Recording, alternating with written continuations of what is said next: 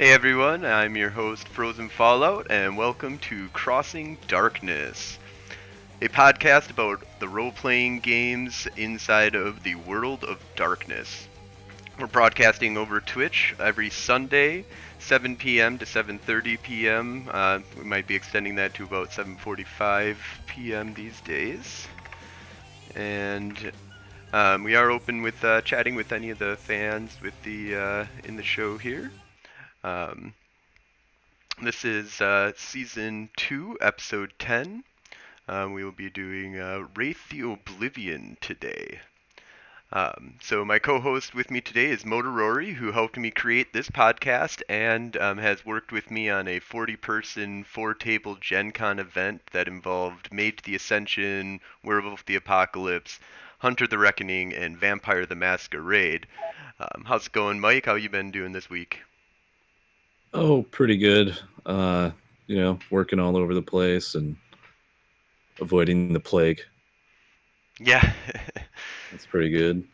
And let's see, on your recommendation, I finally watched what's out there of Star Trek Discovery, and that was pretty good. So I Yeah, binged all 6 episodes last night. I've been really liking Star Trek Discovery for sure. Um, so you've been doing a lot of reading on Wraith recently too. I hear. Yeah, I think I got through about 40 pages of the book today, Oh, nice, nice. Yeah. and So that's pretty fast for me. yeah, today's episode. So we're going to focus on Wraith the Oblivion. It has been pointed out to us that we haven't done an episode that's focused at all, or really even talked about much at all throughout all of our podcast about Wraith the Oblivion. And this episode is specifically to rectify that. Um, so I find the setting itself extremely fascinating.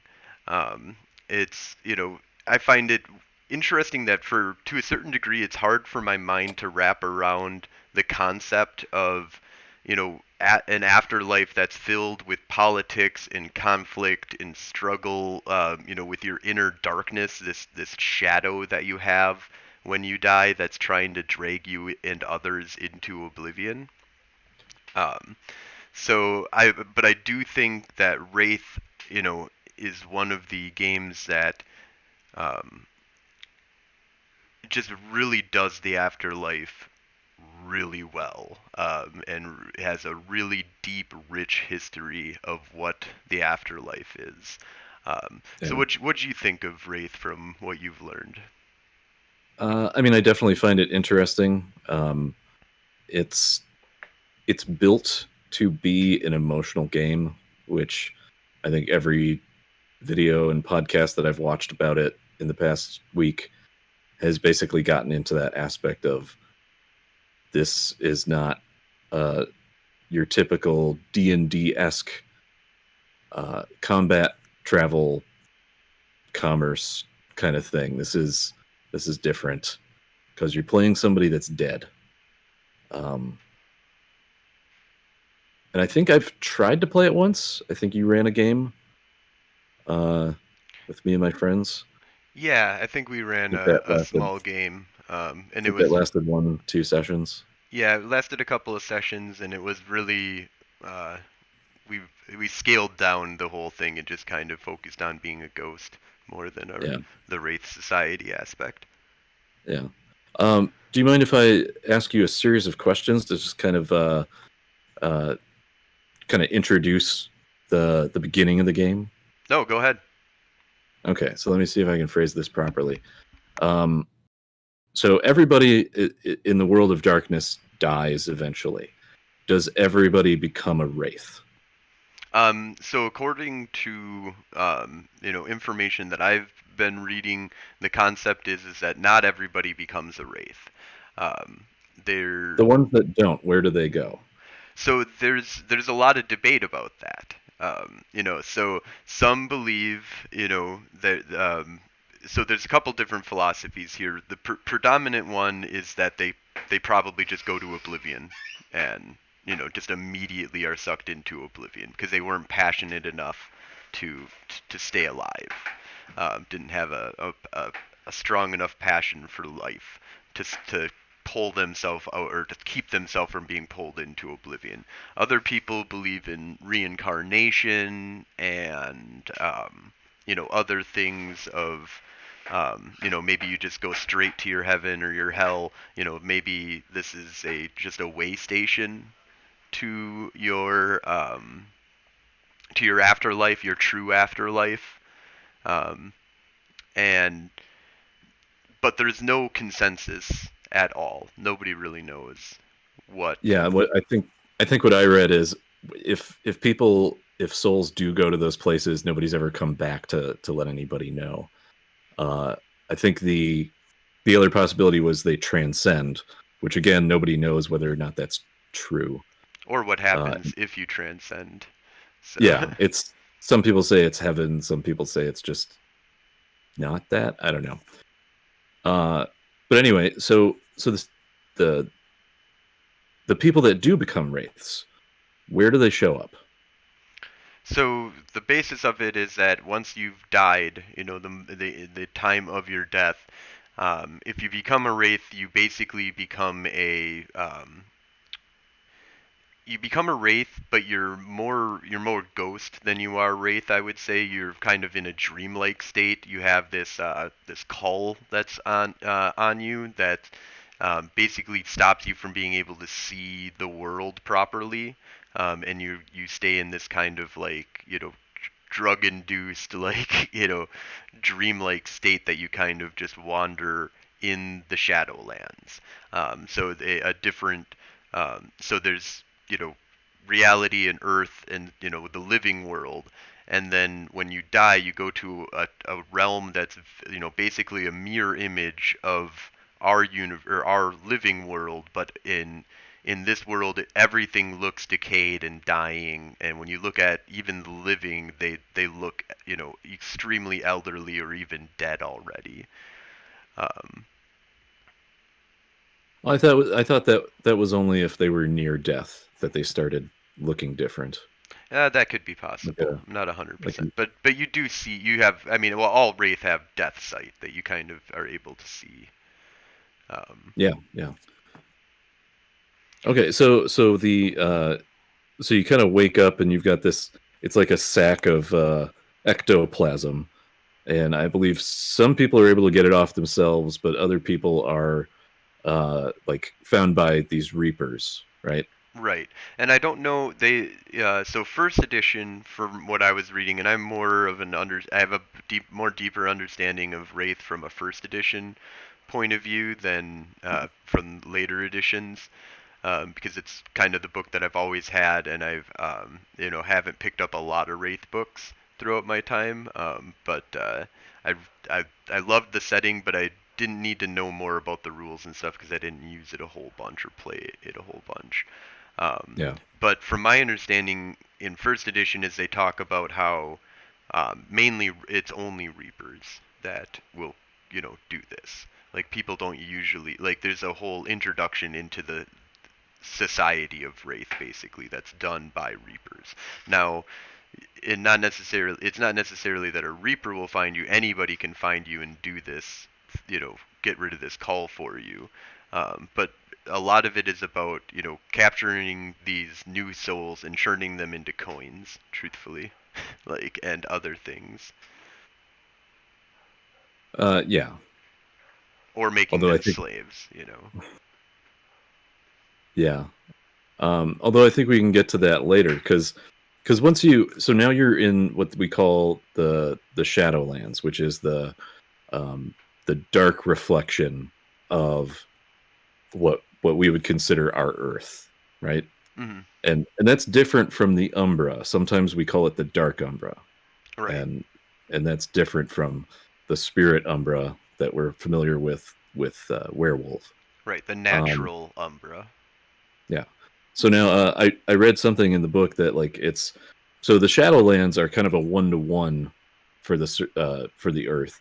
So in theory, in the Shadowlands, I could walk from New York all the way to somewhere in Europe if I could find the right land bridges theoretically. Um, but there's another part of the underworld called the Tempest. And things do get kind of wonky in the wilderness and stuff. Cities are, I would like to say that cities are more one to one, but even travel between cities is not necessarily one to one. Um, Yeah, it can get kind of wonky based on consensus and uh, understanding and emotion. yeah, and the veil or the um, oh, what the heck is it called? Shroud. The shroud is weak in the in areas that don't have a lot of life. Um, and so those are and the wilderness to a certain degree. So large stretches of land between these places are also places where a lot of specters and other stuff will show up. But yeah, we'll get into that I think more. So any other questions? I think those are the ones that kind of introduce the, like, as you become a wraith, these are the things that you find. Yep. Call Shadowlands, or yeah, Shadowlands, So one and then thing, kind of this idea of the Tempest is somewhere. right? And then yeah, underneath that is like a tempest, and that's where the like you know the rest of the Deep Umbra, if you would just say, it's very similar to the Deep Umbra. It has its own realms inside of this Tempest, called the Far Shores.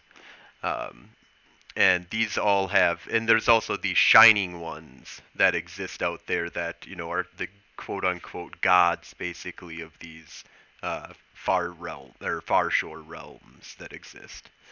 Um, and there's a whole thing dealing with that. But yeah, the main thing is, yeah, you become, you become a wraith. You kind of hang out in this dreamlike state for a while, a few days, maybe a few weeks, and then you get found by another wraith, and they either turn you into a coin, and if you're going to play a character, you probably didn't have that happen to you. You probably got introduced into actual society. And there's a whole society of wraith that there's necropolises, there's jobs that are going on, and there's a whole fight that's happening with these a constant war that is happening between Oblivion and the Wraith. And it's all throughout history. That is the center focus. Regardless of everything else that's going on, all Wraith agree that we're fighting the specters. Like that, in the end, we don't want the specter. What they do. In the meantime, how they gather their power and stuff. But there is a pretty singular goal of hold back the specters from destroying all of society that the Wraith have created, basically. And so one thing that I just want to really quick take a side note here, quick sidebar, is that a word of warning to all the necromancers out there that play a lot of other games, to people that GM, to give some warning to your necromancers that are out there. Wraith are There's not a whole ton of Wraith. There is a lot of Wraith, but each Wraith is pretty freaking important. And it's really hard to just, you know, a lot of people are like, okay, I can just, if somebody died, I can get a hold of their wraith using necromancy, because almost everything in the world of darkness, when it deals with talking to ghosts and stuff, is talking to wraith and enslaving wraith and all this kind of aspects. But a lot of these games don't delve into that. There's a whole society of wraith that exist, and usually one wraith. There are loners for sure that exist out there, just like every society. But most wraith are going to be part of a society, and it's very possible that you're going to piss off a lot of people, authority figures. That even if they're a lowly wraith, if you go and enslave a lowly wraith, their boss, they're the person that is in charge of them in any way, shape, or form, is probably going to want to come looking for him, and is going to want to mess with the human that's the neck, because there's a whole rule of don't mess with the the skin lands, but that doesn't count if you're a necromancer that's fucking with the Shadowlands. Like, they will put all of their might, and Wraith have crazy ass powers. you don't want to fuck with Wraith if you don't know what you're dealing with. You got the true name of a Wraith and you're a Necromancer, you're probably in a pretty good spot. But do you have the true name of all of his friends that he has made and all of the connections that he's made inside of the Wraith world? So Yeah. Now, are you mostly talking about the Giovanni? there's the Giovanni, but there's also necromancy that happens in Mage, and there is a little bit of necromancy I think that happens inside of Werewolf, but not much. I think the Silent Striders are Yeah. the only ones that really deal with necromantic kind of stuff, and it's not like necromancy in the same kind of sense as what the Giovanni or even the Euthanatos do or anything like that. I'm trying to remember what's the Western Hemisphere tribe that is associated with South America? Is that Uktena? Um, I think it's Uktena. I'm not sure. It's been a while. Um, I'm pretty sure it's Uktena, but and I seem to remember that they have a connection to the Dark Umbra. I think you're right. But Yeah. in any case, there's a lot of all the other games kind of touch on using Wraith to a certain degree, and usually it's as tools. Like the Giovanni specifically, as you pointed out, are really bad about it. They just are like, oh, I'm a Giovanni. I will get a hold of any Wraith, anybody that's died. All of them have Wraith, and I can just subvert any one of them to my will, and I have no repercussions from the Wraith Society. In fact, there is no Wraith Society. What are you talking about? like and uh and so almost all of that is not true. There is a Wraith Society. There are not everybody is a Wraith, and some of the Wraith that you're going to be summoning to take control of might be extremely powerful.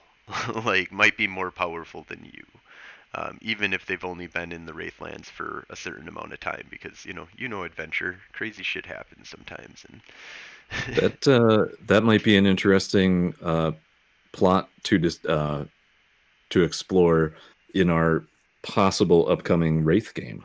yes, definitely something that I want to deal with is that you're going to be dealing with some necromancers at some point that are going to be messing with you and your I buddies. look forward to destroying them. Yes.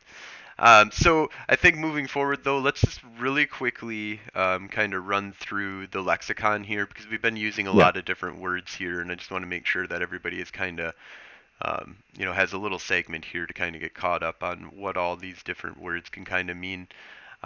So there's Arcanum, which I don't think we've really used, but Arcanum are the powers of Wraith, and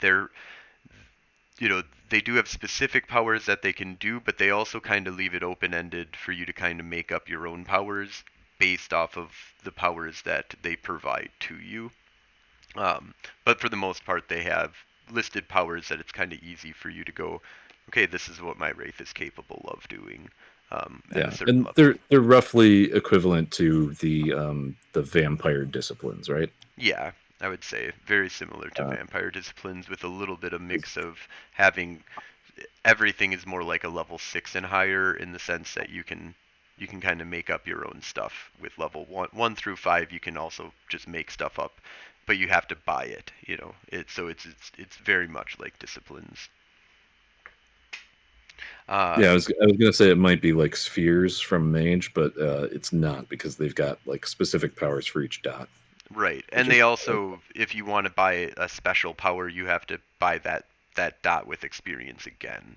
Like you can buy the power again. You can buy level 1 multiple times and have multiple level 1 powers. Or at least that's what first edition talks about a lot. Is the idea of being able to expand on the the yeah. I powers think to a certain degree.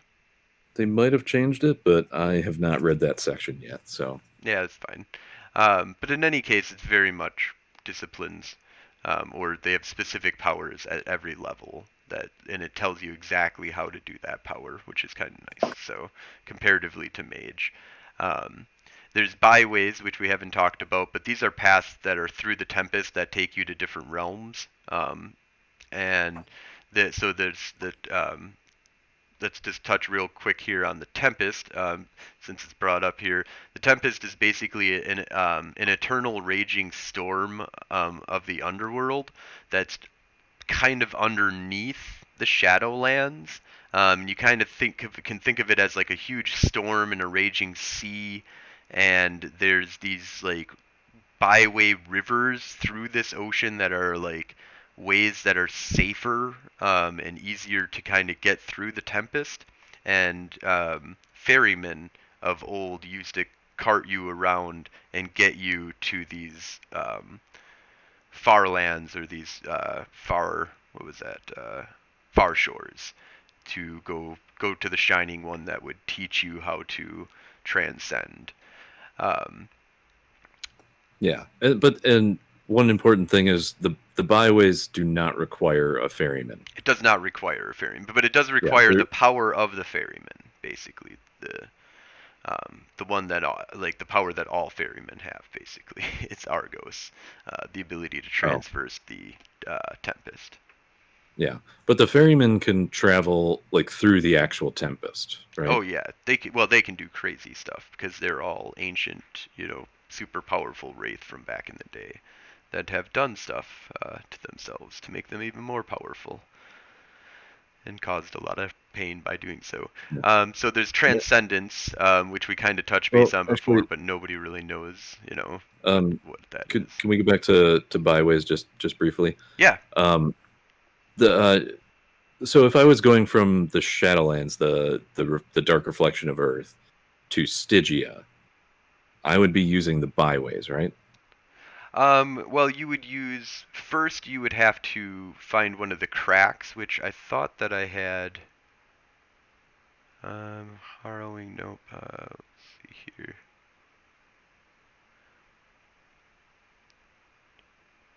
I thought that there's like cracks inside of the um, Shadowlands. It's called something different, but those allow you to get down to the Tempest. And then once you're in the Tempest, you'd use the byways to get from the location that you popped out at from your necropolis or wherever you popped out from, and use a byway to get yourself to Stygia or any other um,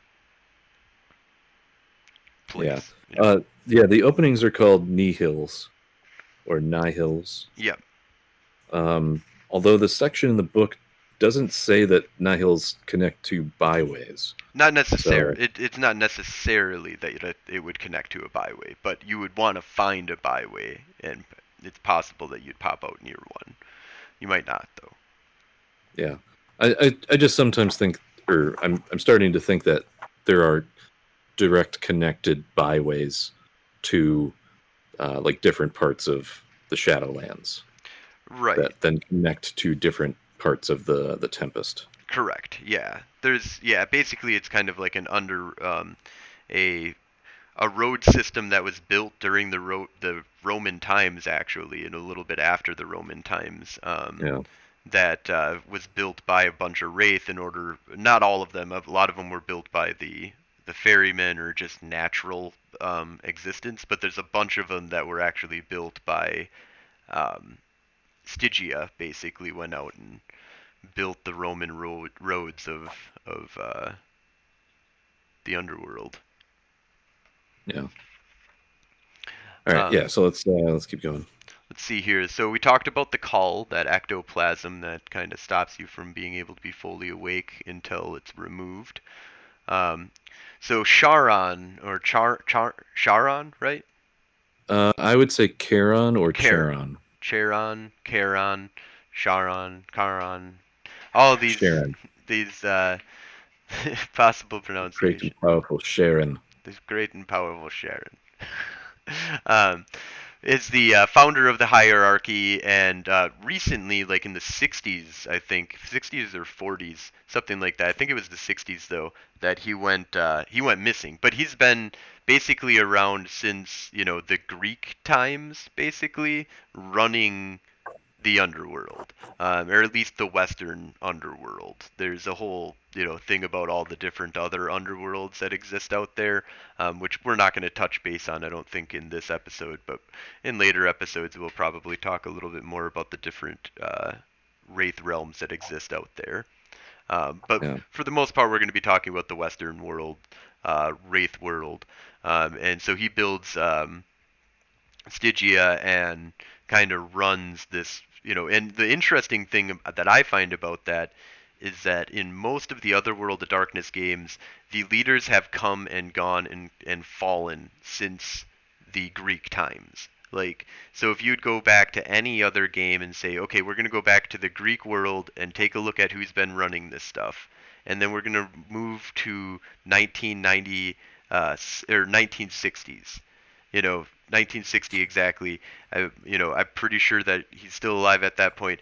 Any other thing is said like, oh, our guys have died off or have fallen asleep or no longer involved in the major politics of what's going on. Even Porthos and the mages that are around, even Tremere, all those people are not from not as old as Charon, even close to as old as he is. Like he's thousands of years older than they are already. I believe. I think he's like a first. I think he's a BC character. I'm pretty sure. Yeah. In my lexicon, in the revised edition or edition 2, I don't remember. It says he's been missing since 1945. 1945. Okay. Yeah. So And yeah, now it was he's right after World theoretically War the first ferryman, right? II. I don't know if he's the first ferryman, but he's definitely like considered the most powerful ferryman. And he's also the only ferryman that didn't do something to himself to make him more powerful, and that kind of gets there's a whole meta plot regarding that, and we might go into that in later episodes. But if you're just for a touch base on Wraith here, I don't want to give you any spoilers on some of the crazy stuff that goes on with the ferryman and Charon and why he's missing and what the heck is going. Like they explain it, and it's a really well done story. But that I just find it really interesting that there's one main leader throughout almost all of history regarding Wraith. All the history that really matters is all about one super leader. Up until the Yeah. 1940s. Um, so let's see here. I don't think the next big one I think we should talk about is fetters. Really, the things that tie Yeah. people to the living world. Um, so we kind of touched base on it, but most Wraith are very passionate or have a strong passion that ties them to the world, and that kind of fuels their powers to a certain degree. But fetters are what really allow you to kind of hang out in the Shadowlands and not get stuck inside of the Tempest. If you lose your fetters, you can't go to the Shadowlands anymore. I think you might have to have like high level powers in order to get back to the Shadowlands. You're basically stuck Mhm. in the far The Tempest. shores and the Tempest. Um, Okay. but Yeah. So fetters are one of the actual mechanical parts of this game, right? mhm. And it Yeah. is also a mechanic that a lot of people should be able to quickly and easily be able to kind of latch onto if they know any ghost lore, type stuff. There's usually like their body, most lore regarding ghosts is like, their body is what's tying them to the earth. If you burn it or destroy it, you can, or find the hidden body that's, been locked up in the wall.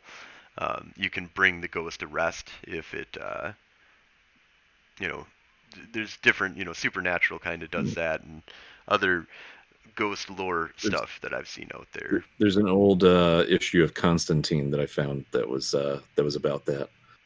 His his father wouldn't rest. He like showed up as a ghost, and it turned out that when Constantine was young, he was pissed at his dad, and so he had cast a spell that made a sympathetic bond between this cat and his father. And so Constantine had to go and find where he had buried this cat and burn it so that the sympathetic energies would dissipate and his father could, you know, move on to the next cycle. Yep. It was an I mean, late 80s, early 90s Constantine. This shit was good. But Absolutely. yeah, so fetters are things that were basically important to you, that hold you in. So like typical things are like wedding rings and gifts, anything that was emotionally resonant. Right. Yep.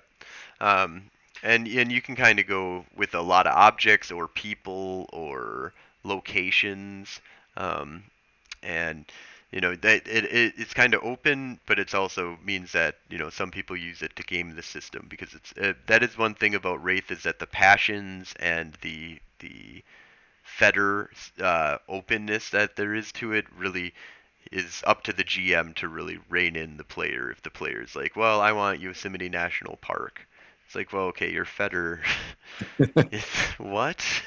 Like, that's not going away. Well, I guess I'm just gonna have to blow up Yosemite. No. Yeah. Although you could choose something that is extremely like is going to be extremely long lived. Oh You yeah. could do that. Oh, absolutely.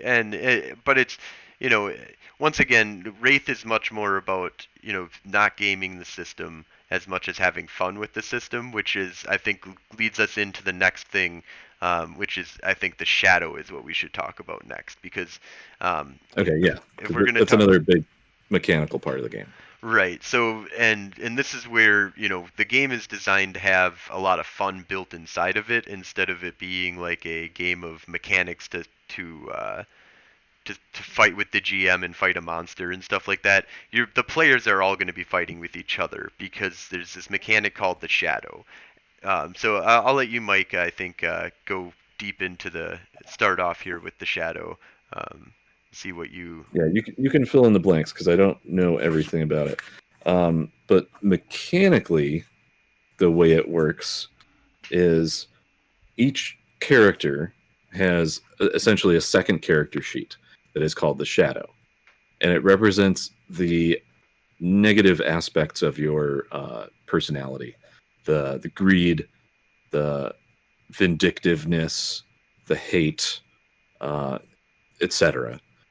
And what happens at typical tables is those shadows are given to other players, and they have the option to basically whisper to your character and try to convince them to do bad things like steal and murder and lie and cheat and all these things. And apparently they have powers which are called thorns, uh, which I haven't read about yet. Um, but actually, let me read the list of the different archetypes for Shadow just to kind of give you an idea. The Abuser, the Director. The Abuser is easy. The Director will take you apart with clockwork precision. The Freak, gleefully perverse. The Freak is an expression of pure self-hatred. Uh, yeah, I can probably go through all these. The Leech, it's a black hole for attention and affection, and no matter how often you give in to its demands, it's never enough.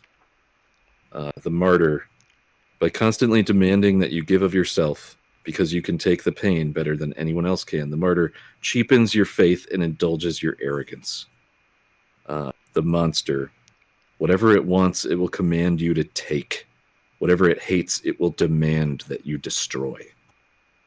The Parent, which I think is probably the most psychologically damaging one for most people. No one else can love you as much or as well as the parent. No one else can take care of you as well or make you happy. The parent even accepts all your little imperfections, which she'll harp on endlessly in order to prove to you that she loves you, despite your nearly infinite flaws. Oh my God, yeah.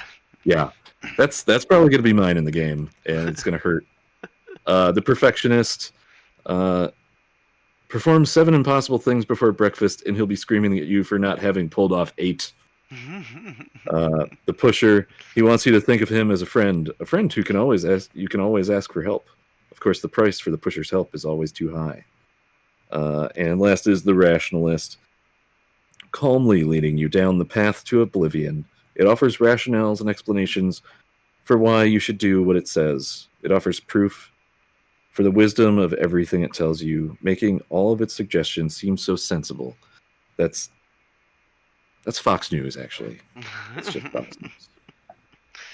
But I mean, it's an Yeah. interesting concept because the other players get to play like the shadow of another player, basically.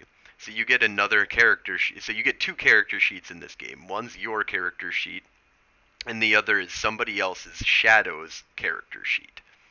And then that shadow has powers and abilities, usually that can assist and help and hurt in the long run. Some of them are to assist the wraith, and then it gains angst for the um, shadow to try and use it on other things that can hurt the wraith. But it's all about basically you're playing the part of the psyche of the player or of the character for another player, and you're going to whisper in their ear and you're going to talk to them about, and tell them to do stuff and make deals with them and try and convince them to do bad stuff. Or, some of the really bad powers are like you get to take, when they fall asleep, you're in control. Like there is one of those Oh powers yeah. inside of it. Like there's some crazy powers out there for you to be able to do some nasty things to people. And there's a lot Yeah. of stuff about making deals. You make all these crazy deals, regardless of powers. Everybody's able to make Oh a yeah. few Because deals with your shadowed in order to get extra dice on rolls and stuff like that. yeah, because you can ask them for help sometimes, and they'll give it to you. Am I right in saying that the main point of the shadow is to push you towards oblivion? To push you and as many other people and things towards oblivion as possible. Okay, The that's what I thought. the weaker the psyche, weaker the wraith, and the weaker the shadow, the more likely that it's just going to want to drag you down. But the more powerful you get and the more involved you are with other things, the more likelihood that you can take down multiple things. The more likely that your shadow isn't going to want to take you down as much as it wants to take everything else down around you and then you. Wow, that's pretty devious. I had not thought of that one. That's the But scariest one. yeah, although I am just kind of thinking in terms of like what I was talking about before, like not everybody becomes a wraith. What I would say in those situations, it's like as your passions and your fetters are holding you towards the skin lands, if you're a person whose shadow is just that powerful, it's just it completely breaks all those immediately, and you bypass becoming a wraith and just go straight to being down to oblivion, Right, which is what a which is lot of people believe, or a lot of Wraith believe. yeah. What else was I going to ask about the shadow? No, I think that's it. Um, so there is a whole political system. It's called the hierarchy, and um, there is a whole political body and system behind Wraith, and it's very Roman to a certain degree, with a feudal esque kind of system as well. Um, and like the main thing that I do know is that they have these legions, these armies and police that run around and do a bunch of enforcement for the hierarchy, and a lot of it is about fighting specters, as well as fighting the renegades and the heretics. Renegades are basically straight up the rebels, fighting the hierarchy. And then there's the heretics who believe in the in transcendence, which the Sharon and um, the hierarchy have deemed as being not true anymore. Like they don't believe in transcendence, and they don't believe people should work towards transcendence, even though that was the whole basis behind what they were originally doing. Yeah, I mean, I don't know much about that, but from what I've read so far, uh, yeah, the renegades and what were the other ones? The The heretics. heretics. Oh yeah, the heretics especially. It's just cult after cult after cult who have a different interpretation of what the hell is going on down here cosmologically. Right. Uh, and so So like once you get down into the Tempest and like try to make a way for yourself, unless you've already been either enslaved or conscripted, like if you can, you know, kind of get around those two things, there's going to be a bunch of people coming to you and being like, "Have you heard the good word about how we live on the toenail of a giant?" Right. And all we have to do is swim far enough out into the Tempest, and we'll get to the cuticle, something like that.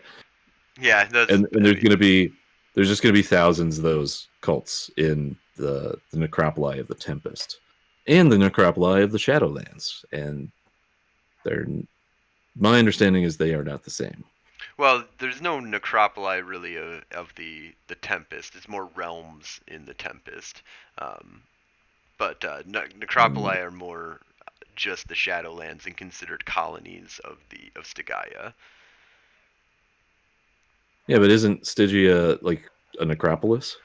Not necessarily because it's inside of the Tempest.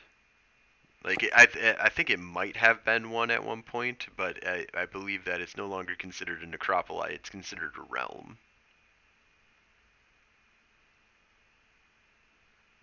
I could be I could be wrong on that, but Oh, you're right. You're right. Most necropoli can be considered colonies of Stygia and yeah, are part and parcel of the hierarchy. Centered on a citadel and divvied up into domains, hierarchy necropoli are relatively stable places for the dead to dwell. And that is, yes, in the Shadowlands. yeah. So yeah, there's two different interesting types of games that go on here. Is you've got the one game that happens that in the Shadowlands and can deal with humans a little bit more, even though there's a whole rule by the hierarchy that says no interactions with the living. But in order to get all of your passions and stuff, there's only two ways of getting passions from what I've been reading. And my understanding is that one is to get them from the living, and the living exhibiting that passion is what will make you get pathos from that. The other way of getting passion or pathos is by doing the intent of the passion or the what was, dang it, I had it.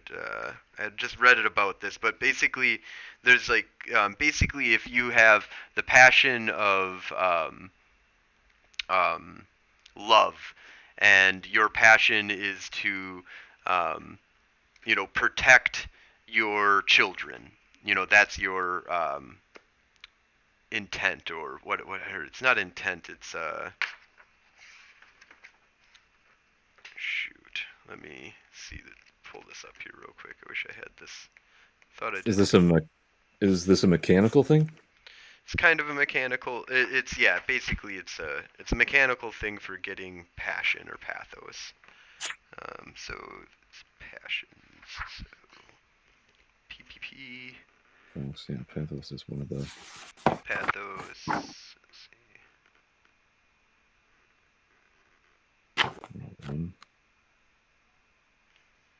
Passions Yeah, in the 107. in the game that we played, I remembered like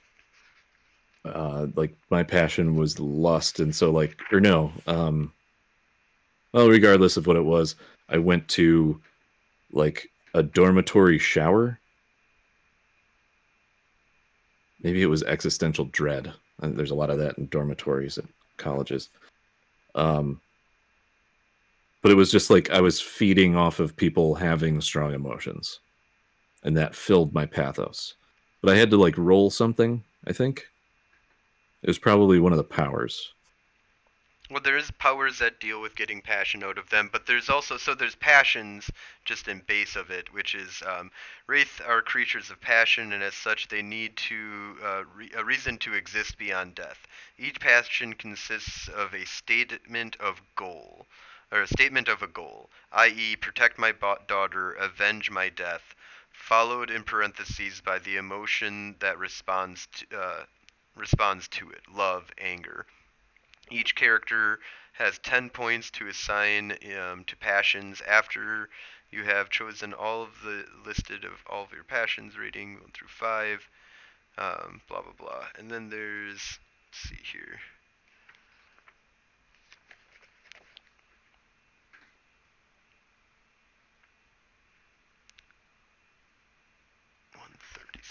Let's take a look at that. Yeah, I don't know where in this book it's going to talk about how to gain them back. Here we go.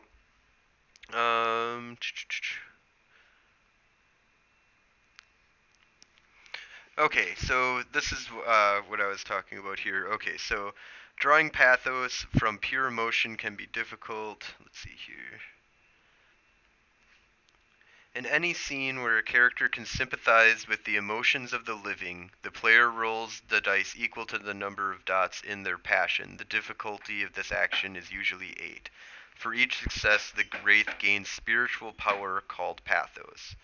Some examples of these passions are love, anger, faith, hope, lust, blah blah blah.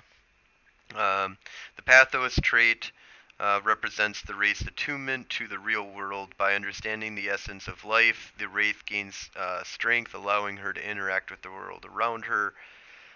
With Wraith's powers, blah blah blah. So basically, let's see here. Draws upon pathos. Okay, and then you use it for powers. Okay, so here's another one. Drawing pathos from pure emotion can be difficult. Feelings are sometimes unfocused, and sympathy is not always complete. However, Wraith can become even stronger when passion is directed towards a purpose.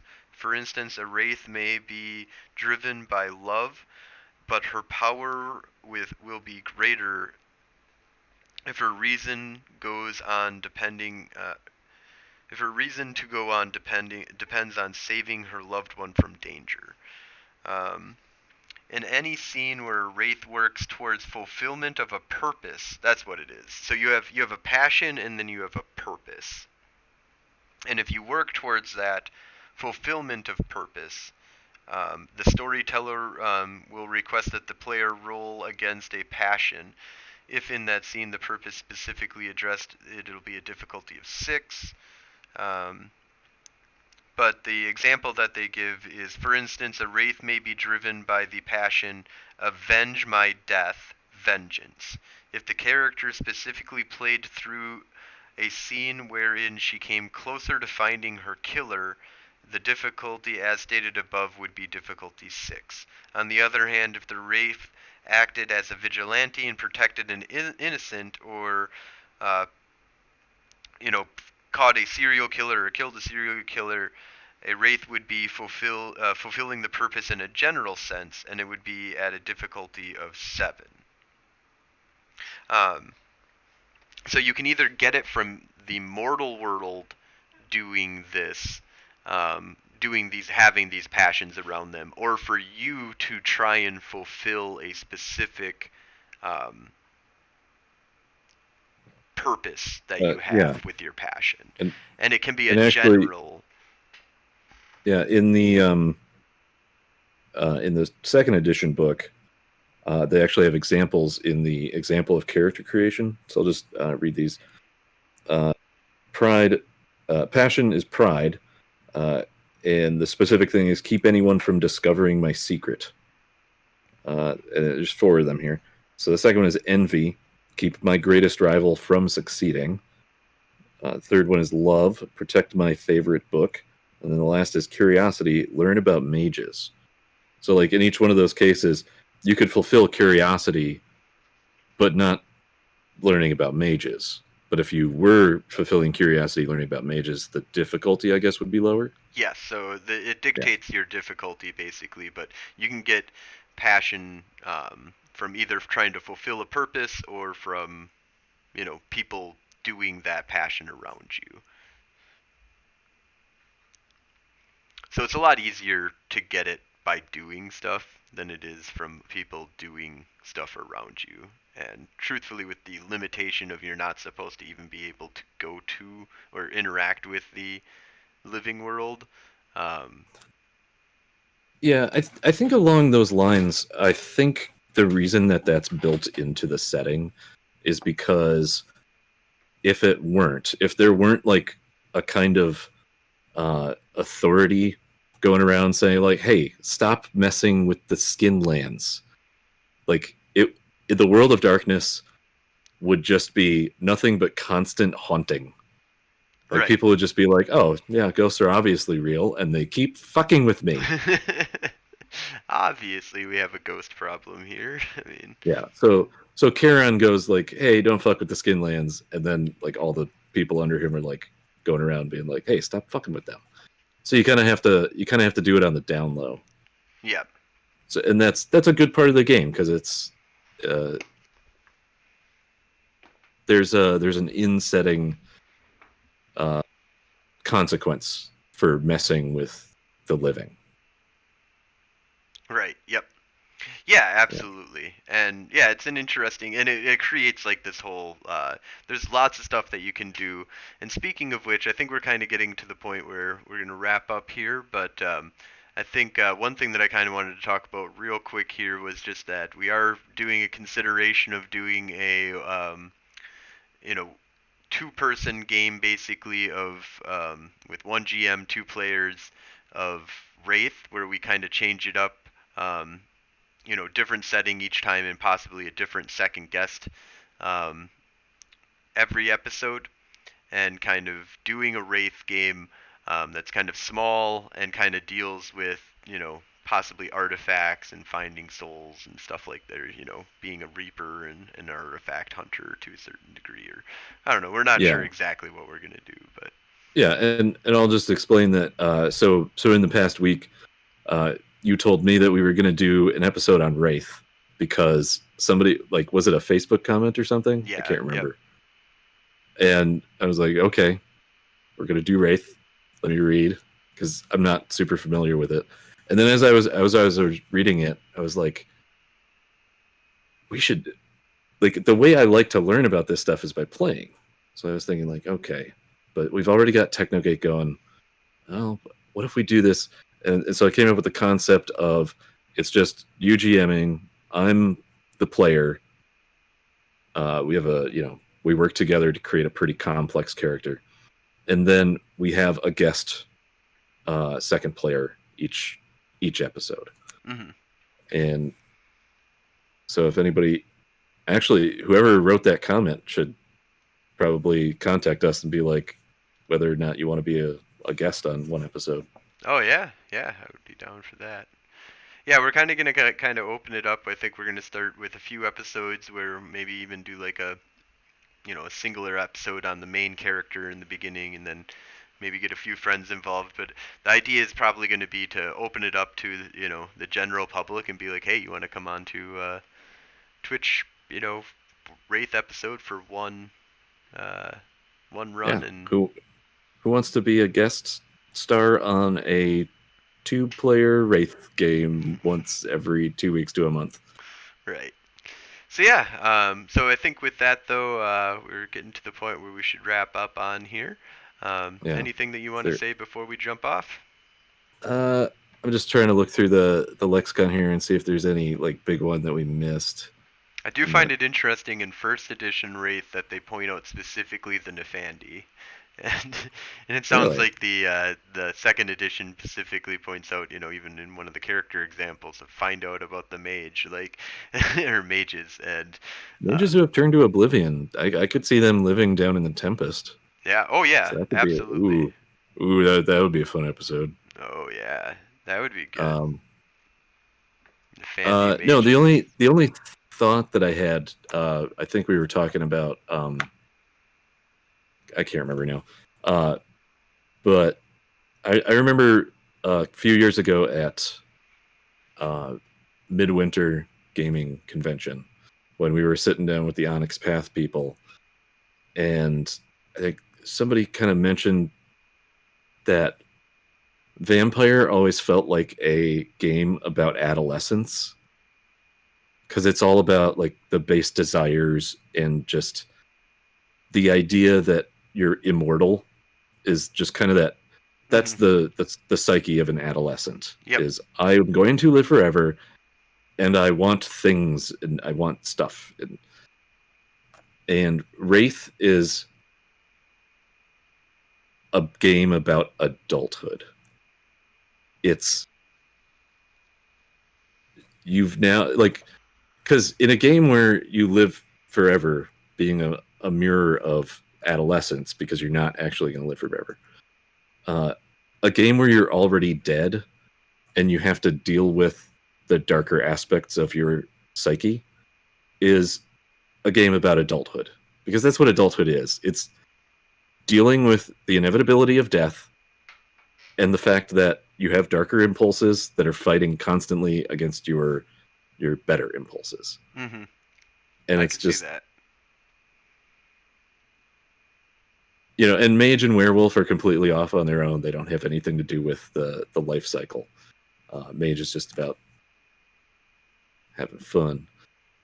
But yeah, Wraith is, if vampire is about adolescence, Wraith is about being an adult. Yeah, So absolutely. that's I just wanted to get that idea out there in case anybody wants to make a comment about it in the Nice. future. Yeah, absolutely. Cool. Well, I think we'll go ahead and wrap this on up here then. And thank you all for listening and or watching. And we will be back again next Sunday at 7 p.m. on Twitch. And get this posted on up on our podcast website immediately.